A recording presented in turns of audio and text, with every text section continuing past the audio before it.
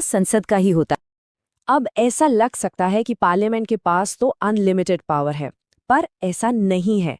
यहीं पर एंट्री होती है हमारी न्यायपालिका की, यानी जुडिशरी की, जिसने इस शक्ति की सीमाओं को तय करने में बहुत बड़ी भूमिका निभाई है। इसका सबसे बड़ा उदाहरण है 1960 का मशहूर बेरूबाड़ी यूनियन केस। मामला था भारत की कुछ जमीन पूर्वी पाकिस्तान को देने का।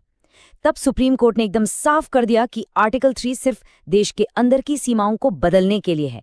अगर भारत का कोई हिस्सा किसी दूसरे देश को देना है तो उसके लिए आर्टिकल 368 के तहत एक प्रॉपर कॉन्स्टिट्यूशनल अमेंडमेंट करना ही पड़ेगा।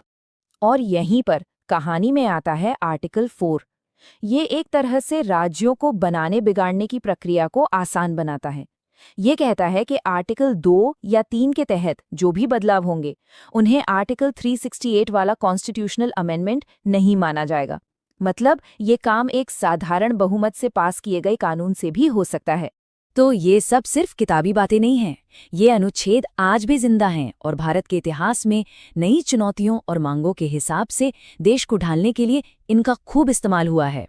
जरा इस टाइमलाइन को देखिए। ये दिखाती है कि पार्ट 1 कितना डायनामिक है। 1956 में भाषा के आधार पर राज्य बने, 2014 में तेलंगाना बना और हाल ही में 2023 में सुप्रीम कोर्ट ने जम्मू कश्मीर पुनर्गठन को भी सही ठहराया है। इन सब ने मिलकर आज के भारत का नक्शा बनाया है। तो कुल मिलाकर पार्ट आई इतना जरूरी क्यों है? क्योंकि यही भारत की एकता और अखंडता की गारंटी है। ये हमें वक्त के साथ बदलने की सहूलियत देता है, हमारी भाषाई और सांस्कृतिक विविधता को जगह देता है और एक मजबूत केंद्र और राज्यों के बीच संतुलन बनाता है। और आखिर में ये हमें एक बड़े सवाल पर लाकर छोड़ देता है।